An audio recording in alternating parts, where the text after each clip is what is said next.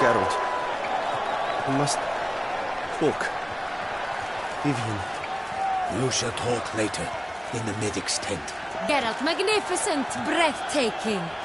Your Grace. We knew that to summon you was a brilliant idea. We are delighted, ravished to have struck upon it. And I'm truly, honored. See to our young hero. Hop, hop. For we must make off with Geralt. We should talk. We had been long awaiting your arrival. Had nearly lost hope. Then suddenly, that entrance, so spectacular. Your Grace. Shaelmars are dangerous creatures, even to knights in full-plate armor. Nonsense. In Toussaint, knights have battled beasts for mere glory since time immemorial. True. Guillaume suffered a few bumps, scars, and bruises, but in return gained eternal glory as he who slew the monster. What about the crowd? Say the Shaelmar had vaulted into the stands. Would have been a massacre. Geralt, though we value your fortuitous intervention in the arena, we would remind you your services have been retained, and as shall soon become clear, you will be generously compensated for completing another task altogether. Your Grace, my contract. I'd like to discuss it. Naturally, but not here. We shall need Damien. He led the investigation pending your arrival. But wherever could he be? Come, we must find him.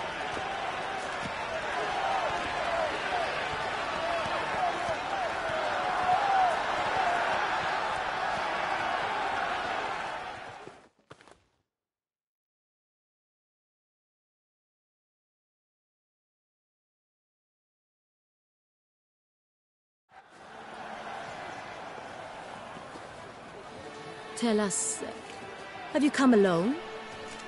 Or did Viscount Julian accompany you? Wish to see Dandelion, Your Grace? Yes. I mean, no. Yes. But solely to tell him we regret. Yes, deeply regret rescinding the death sentence we so justly handed down upon him.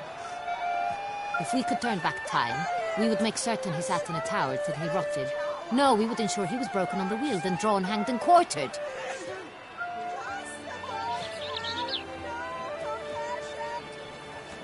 Ah, the very man we would entrust with these tasks. Damien de la Tour, captain of my personal guard. Your Grace, Witcher. Greetings. Sorry to have to tell you, but the guardsmen handling the last victim's body... I know already. The creature in the cellar of Corvo Bianco. Was it the beast? No. A Bruxa, a kind of vampire. Not the beast, but tied to it in some way. You know this how? Through careful analysis of the evidence, both on the riverbank and at Corvo Bianco. Do you mean to insinuate the investigation thus far has been sloppy? Geralt insinuates nothing of the sort. We must listen to him attentively. I examined the body of the beast's last victim. Might have found something. Need to analyze it. A quiet place, that's what I could use most right now. And maybe the help of an alchemist or a mage. Also like to hear all you know about the previous victims. Take it Sir de la Tour is my man for that. Firstly, call me Damien, please. Secondly, you should know I spoke against summoning you here. I've heard much about you. You bring trouble, or thus far have, always. And we've enough trouble as it is. Yet we are capable of defeating the beast on our own, without an outsider's help. I've no doubt about it. Damien, we settled the matter of the Witcher's employ some time past. Definitively. Since you have broached it nonetheless, let us discuss Geralt's pay. Are the legends true? Do Witchers usually demand that which you find at home, yet did not expect?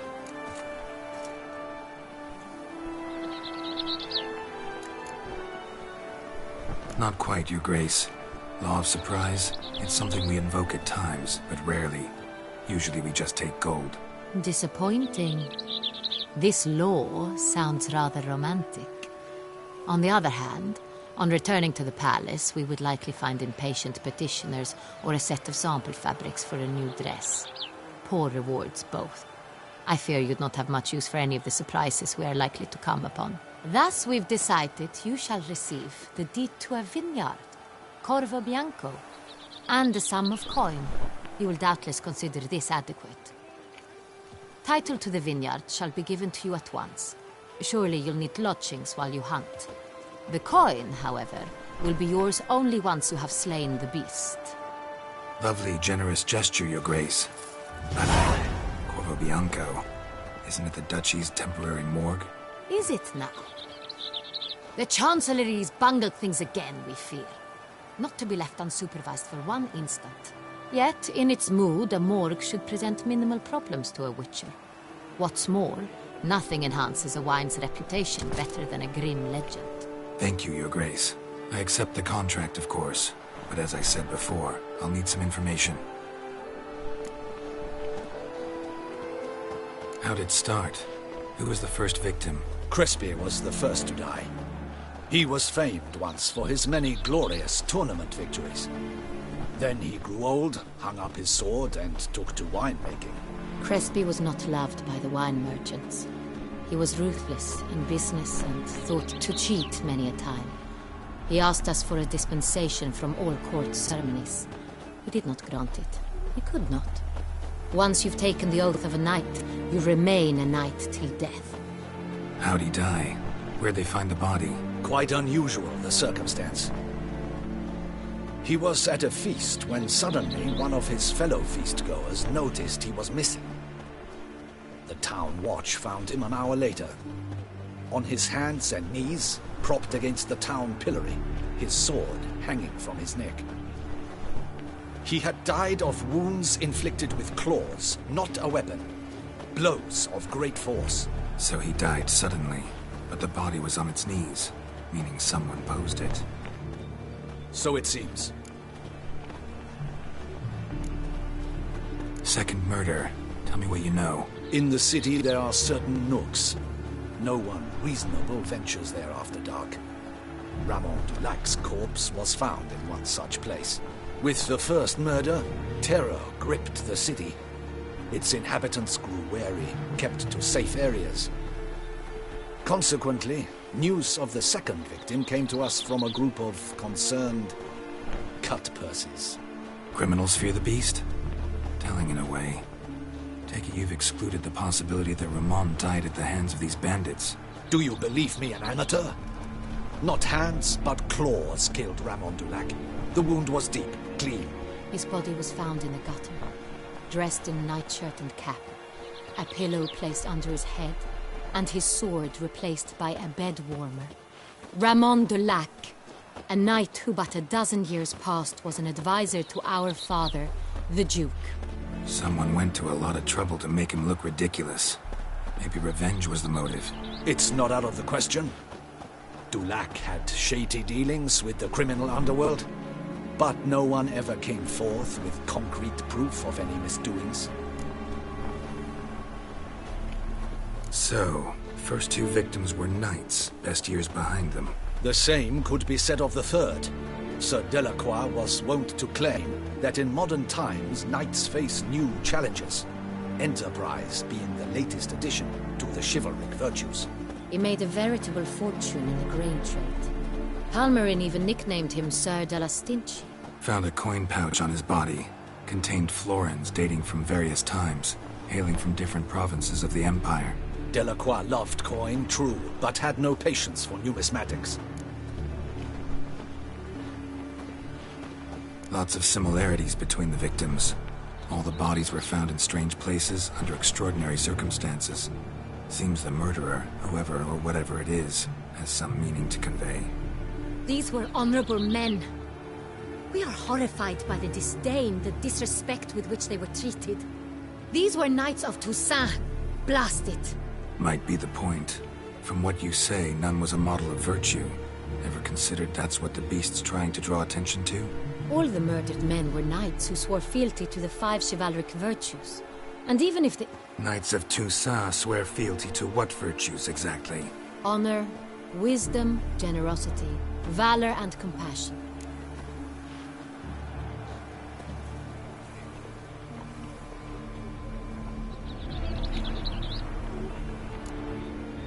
Five virtues. Why are they so important to your knights? Strange question. Your Grace, forgive me. I'm a foreigner trying to understand another land's customs. You are forgiven. According to legend, the virtues we cultivate were bestowed upon us by the Lady of the Lake. How we truly came to espouse them, none remember. In Toussaint, we believe men of low birth should be simple-hearted and obedient. We expect much more, however, of our knights. They are to be soldiers and courtiers, lords and servants. Thus, the need for clear moral guidelines. At the time of his dubbing, a knight vows to demonstrate throughout his life honor, wisdom, generosity, valor, and compassion. Beast seems to be pointing up moral decay, denouncing it. Victims were all humiliated. Might have been murdered to emphasize their lack of specific chivalric virtues. Honor compromised by the pillory. Wisdom by ridicule. Generosity by a coin pouch shoved down a throat. It seems to fit, true, though not perfectly. Can't discount the theory if it's on the lips of everyone in town. Say our reasoning's right. Next murder will be just as showy and denounce the victim's lack of the fourth virtue, valor. We can also assume that victim will be an elder knight. Let's think. At the moment, all the knights are either at the tourney grounds or in the palace gardens. Our annual hare hunt shall begin there shortly. Have you heard of the custom? Milton mentioned something. Seemed excited to prance around in a bunny costume. Not sure why. Hang on. Strange circumstances. A knight advanced in years. The famed cowardice of rabbits. Could it be that simple? Is Milton de Peyrac-Peyren the next victim? Milton also knew Delacroix. Told me so down by the river. Damien! To miss something so obvious. De Peyrac-Peyren, Crespi, Delacroix, and Delac formed a knightly team. It was years ago, but...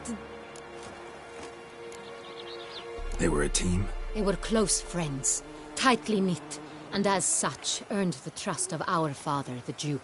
We often witnessed him turn to them with delicate matters. Later, their paths diverged. Unlikely to be a coincidence. Beast must know it too. It's a lead, I'm sure.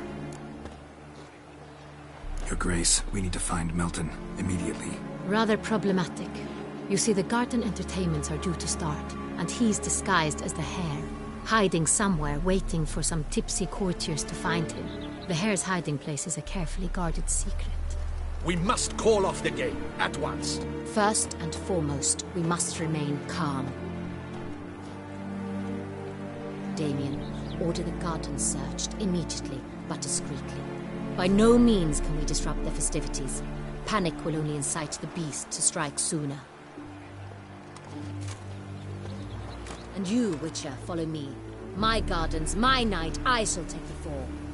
A murder is out of the question. I will not allow it. Not near my palace. Horses? Ready our horses!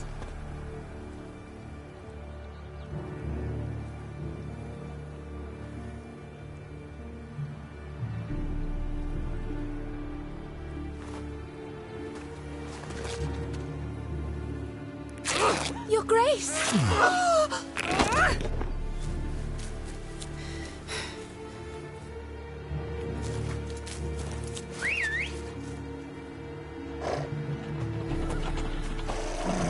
What the hell? Why, I said... Your Highness, I... Mind it doesn't get wrinkled. Onward!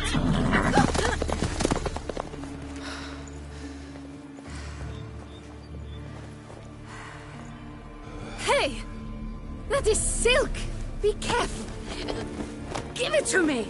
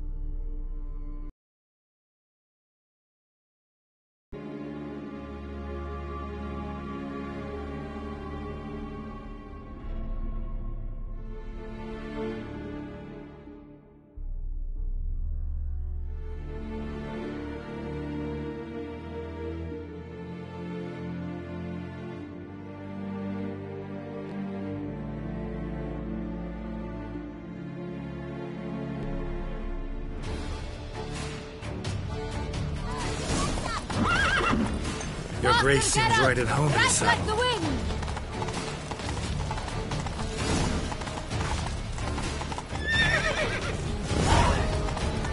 Clear the path! Clear the way, I said!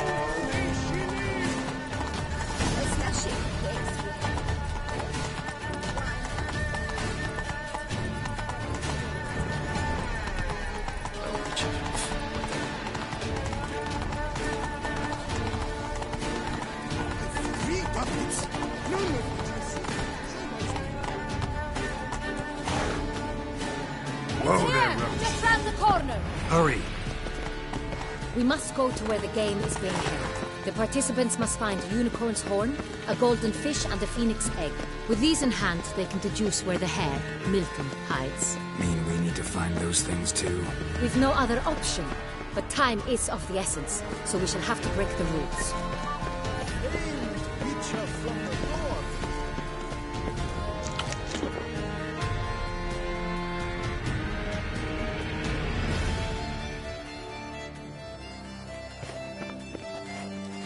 On second thought, through here.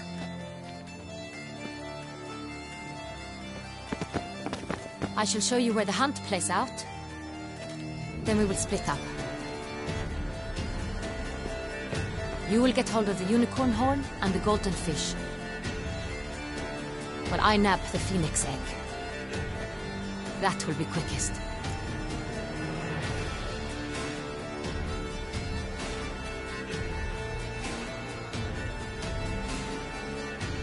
The unicorn.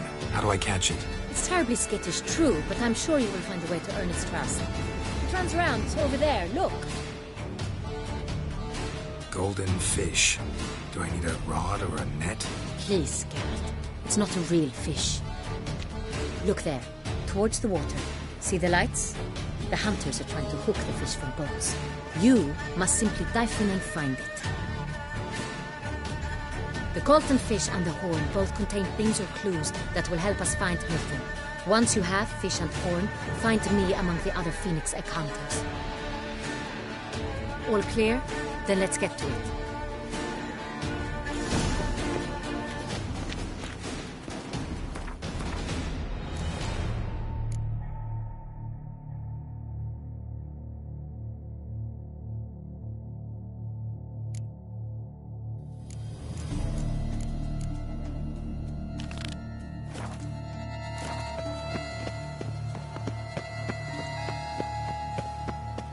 Yes, a face no ointment could help.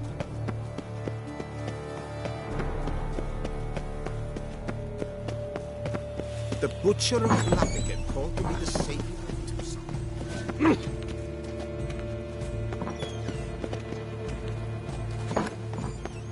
This is deceit. Oh! Have you ordered a new coat for the wine festival? Yes, you ought to see it.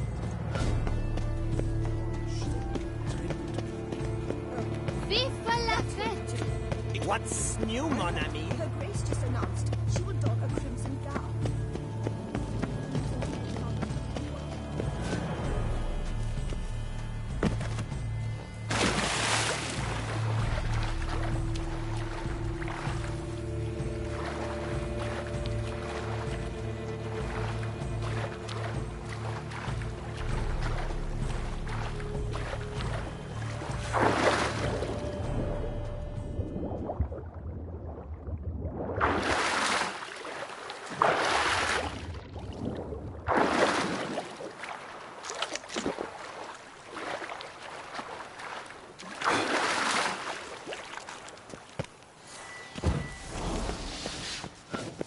This is Beauclair, and everything's peachy.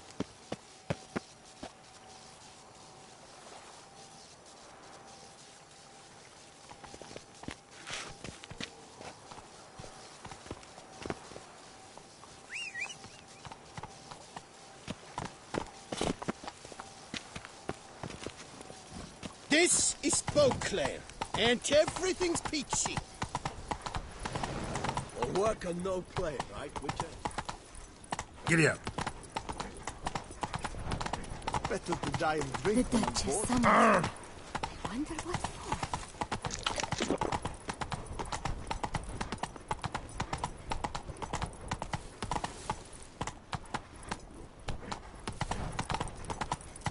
on, Roach.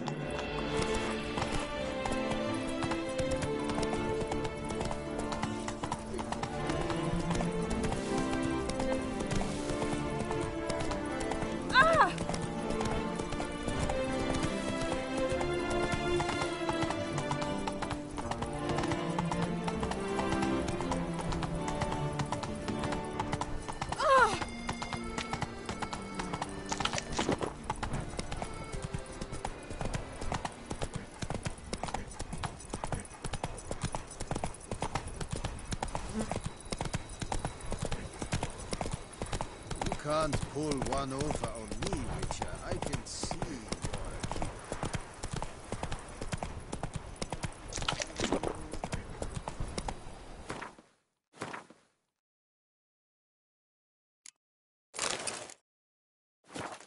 Giddy up.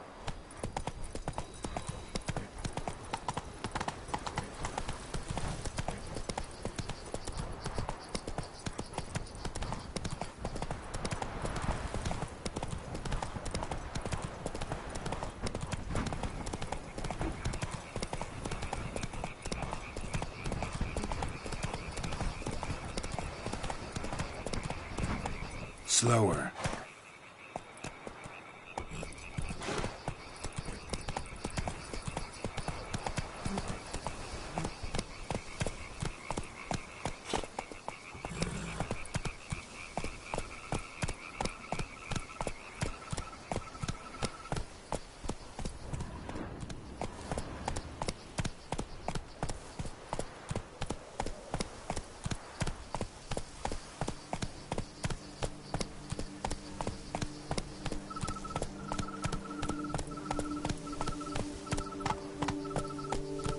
That's it, Roach.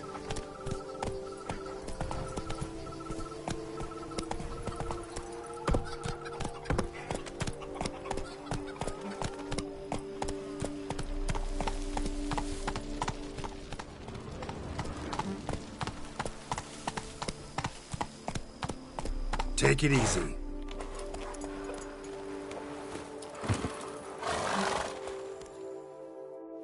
Welcome home, sir. I am Barnabas Basil Fawlty. By order of the Duchess, I shall serve you as Major Domo of Corvo Bianco. I previously served with distinction at the Nibli family manor and in Nazaire with Admiral Rompali, who, as you are certain to know, is an extraordinary demanding gentleman. Whoa, Barnabas Basil. One thing you ought to know. I'm not your typical landed gentleman. Truth be told, this is the first real property I've ever owned. Oh, in that case, you must leave it all to me. I shall organize, see to everything, and whip the house into order. I dare say this place will soon be the most prosperous vineyard around. Great. Can already see I'm in good hands. Vineyard comes across as a place with a rich history. Know who owned it before me? Baron Rossel, who went bankrupt, forcing him to sell the estate to the Duchess. The Baron, in turn, had Bolius of the Headsman, a truly colorful man of Ketweni origin. He was actually a headsman? No, not him, but his great-great-great-great-grandfather. Indeed.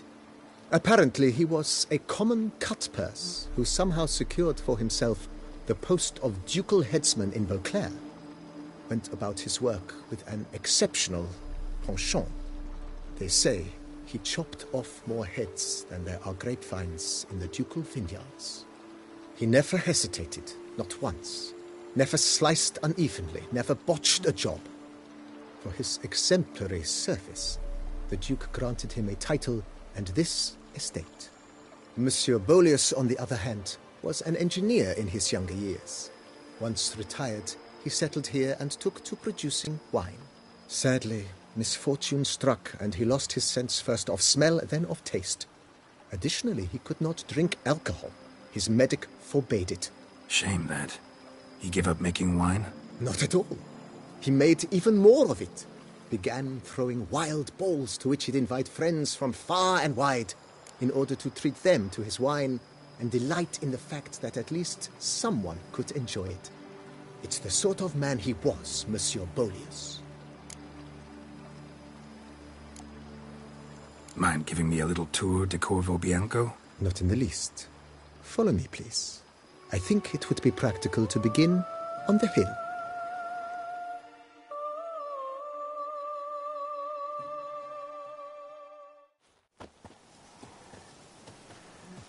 Behold, sir, your estate in all its splendor.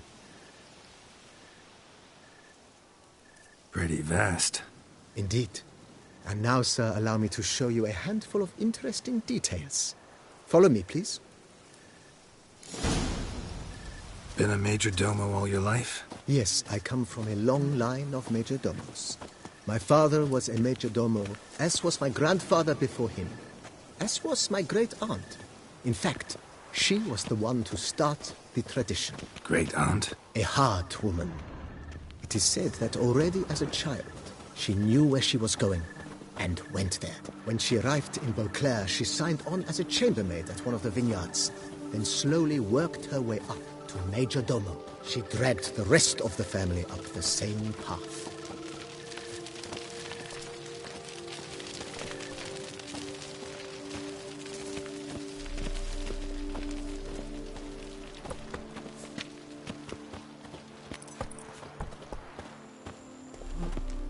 Follow me, please. Follow me, please. The servants' quarters. I occupy the green home. With the Duchess's permission, I have hired a full staff. Their salaries to be paid from the ducal treasury. Nice of her. Not the most sightly part of the estate, I admit. But I think it's worthwhile for you as master of the domain to know where the help stays.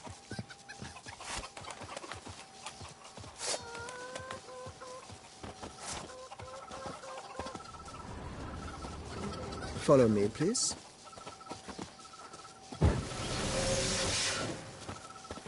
Baron Rossel ordered the vines in this part of the estate uprooted and olive groves planted in their place.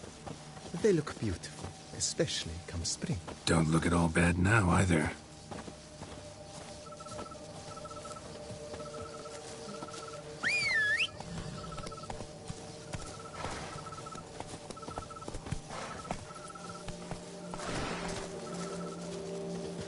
Down below lies your vineyard, where we grow a strain of Carfanere, one of the world's oldest. Aged in oak barrels, it provides for an exquisite wine with distinct blackberry, wild cherry, plum, and cinnamon notes. Marvelous. Have to try it one of these days.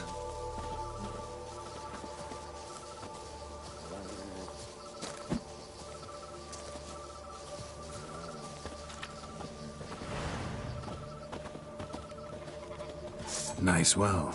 Picturesque. Yes, though it ran dry long ago.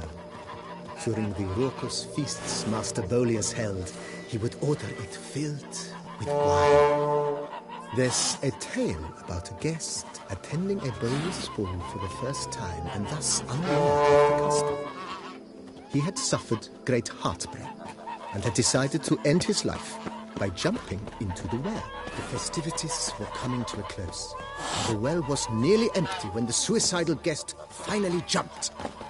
Instead of killing himself, he merely broke his legs. To numb the pain, he drank the wine. Drank himself to death? Not at all. When found the next day, he had concluded he'd witnessed twin miracles. The water had been changed into wine, and he had survived. He retired to a monastery in the Dragon Mountains and began preaching the wisdoms of Lebioda.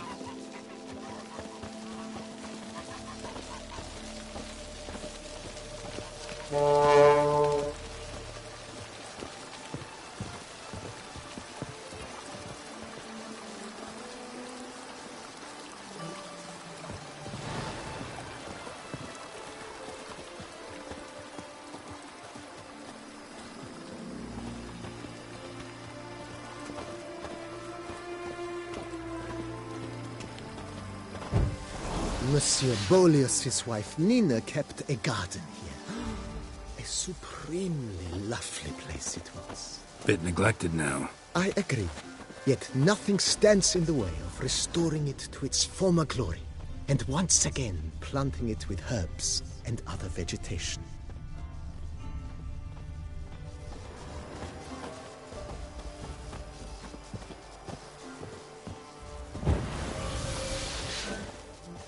Madame Nina planted diminutive, delicate flowers and herbs here.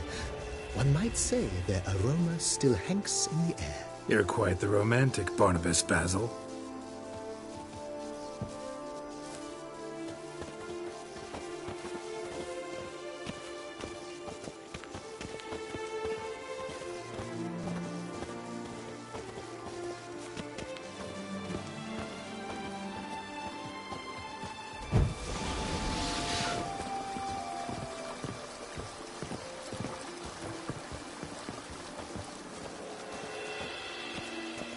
Follow me, please. This served as an additional wine cellar in years of plentiful harvests. Bit of work and it'll make a fine stable for Roach.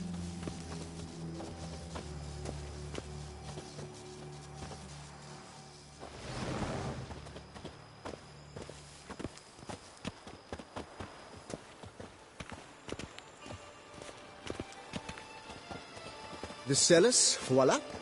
During Monsieur Bolis's time, wine was kept here, but Baron Rossel used it to store olive oil as well. I took the liberty of cleaning up the mess, which I made while fighting the Bruxa. Thanks, Barnabas Basil. Appreciate it.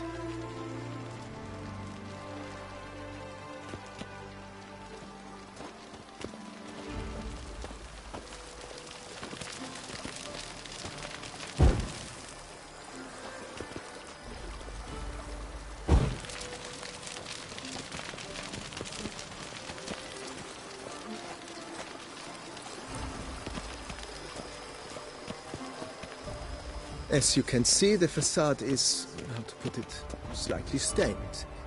But one cannot deny it, a certain subtle southern charm. True, though it could use a bit of subtle paint.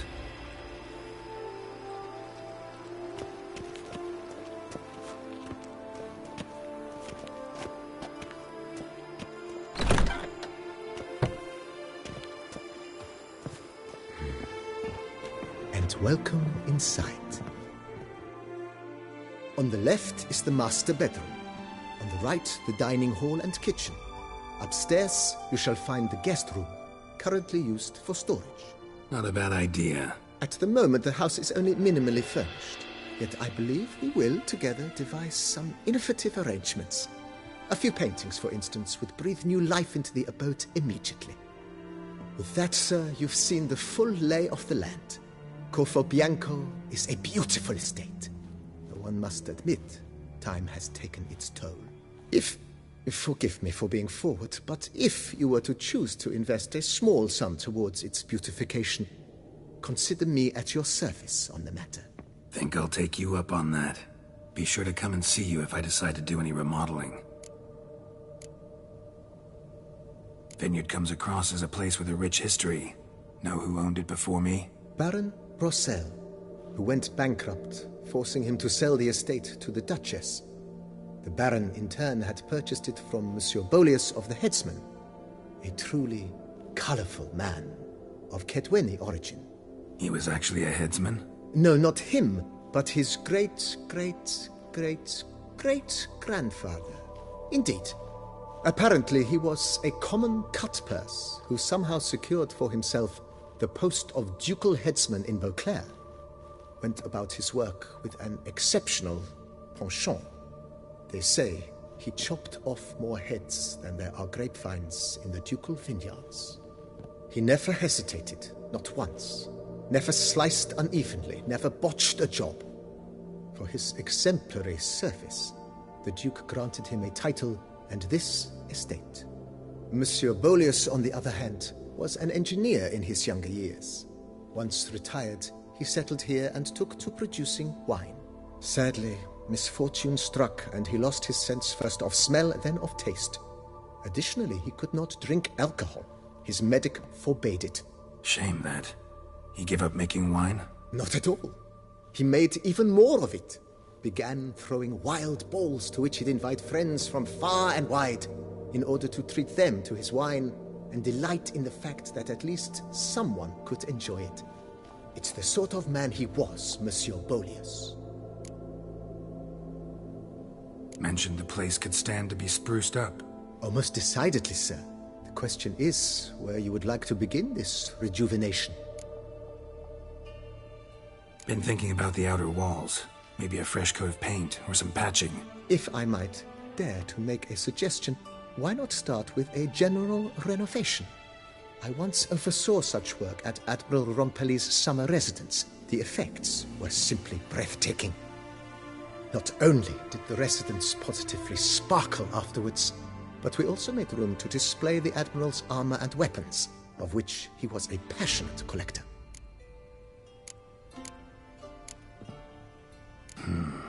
Need to think it over some. I understand, of course.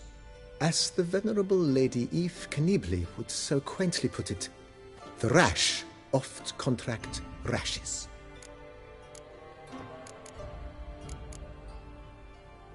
Got these spacious grounds. But maybe it's time to make them more... useful. Oh, yes! We certainly should. The way I see things, given your trade, sir, you would be wise to put in a grindstone and an armorer's table. A good way to start things off, don't you think?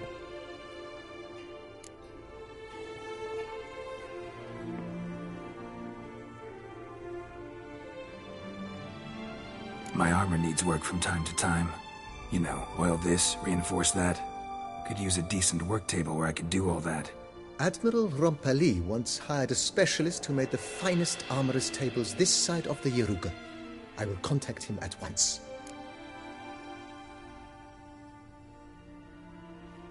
Good. Order me up a table like that. Immediately, sir.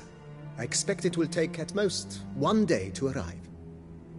Will you be needing anything else, sir? In my trade, my blades get dull pretty quick. Could use a grindstone, professional grade. Of course. No one would consider that an unnecessary extravagance, I would wager. Then send out for one, please. A high-quality stone to be set up in the yard. Of course. I shall send a runner to town at once. I believe you shall be grinding to your heart's content by tomorrow. Will you be needing anything else, sir? That's all for now, BB. Thanks.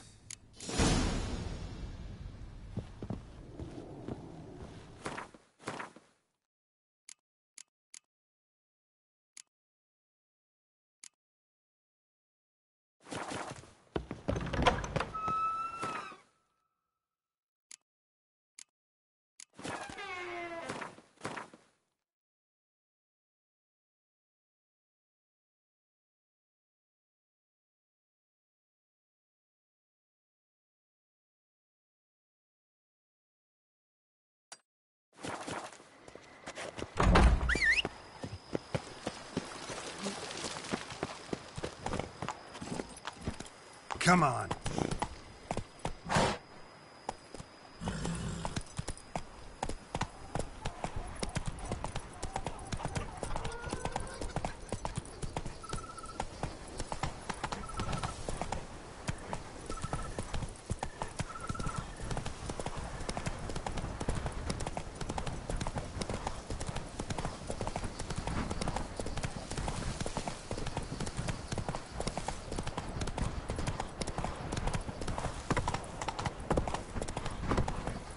That's it, Roach.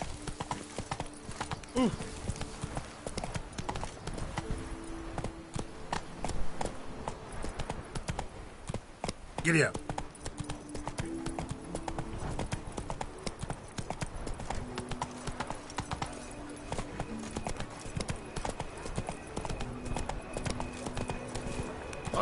Let's go.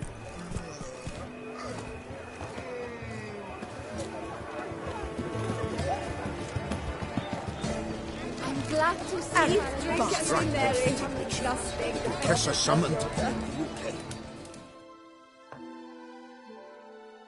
Welcome, welcome. Tell me what you'd like.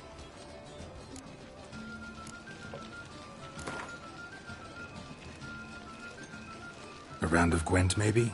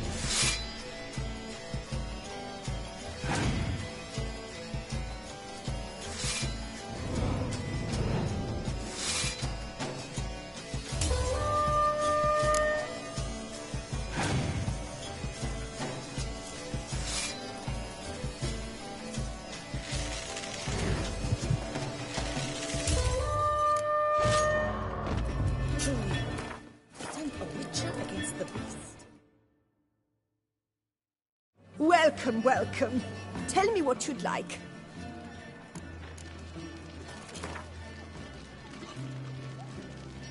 A round of Gwent, maybe?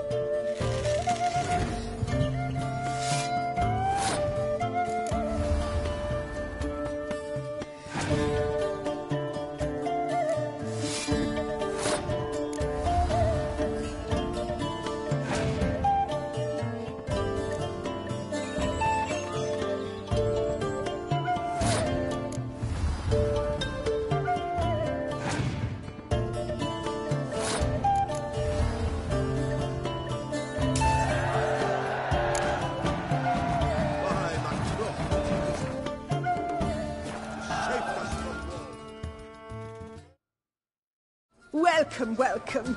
Tell me what you'd like.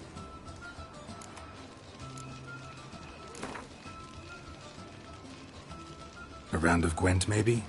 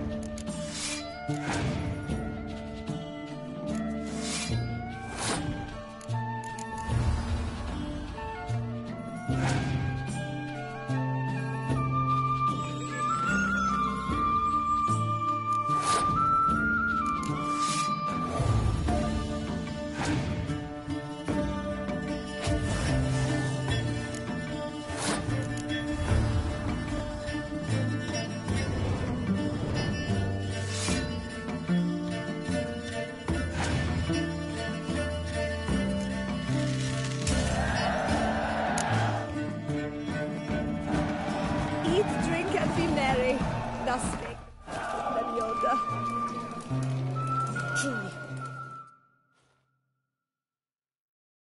Welcome, welcome. Tell me what you'd like. Be so kind as to show me what you have to sell?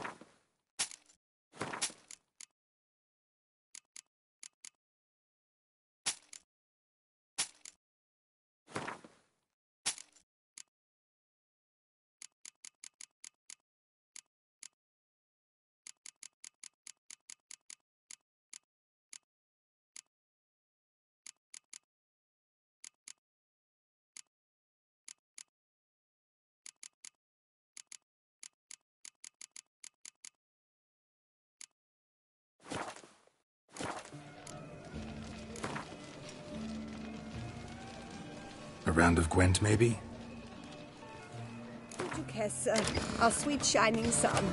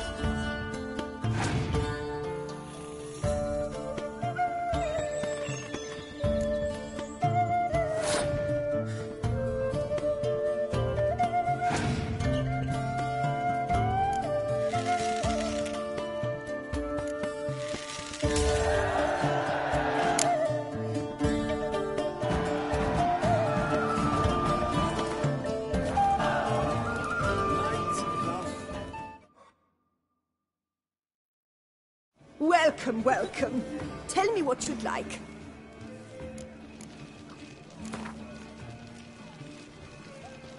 A round of Gwent, maybe?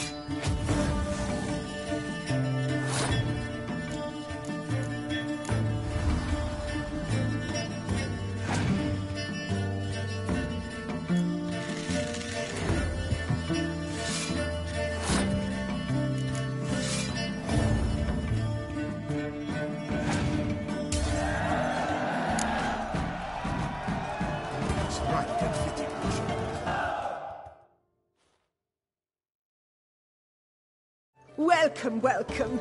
Tell me what you'd like.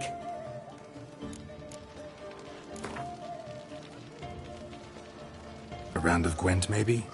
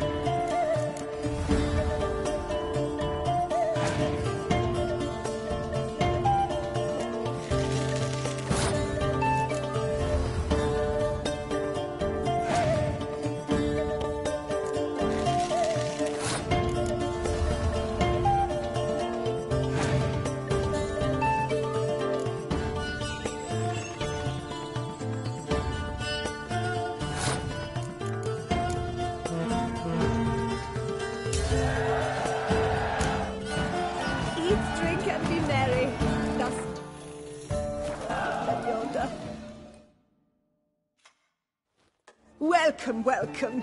Tell me what you'd like.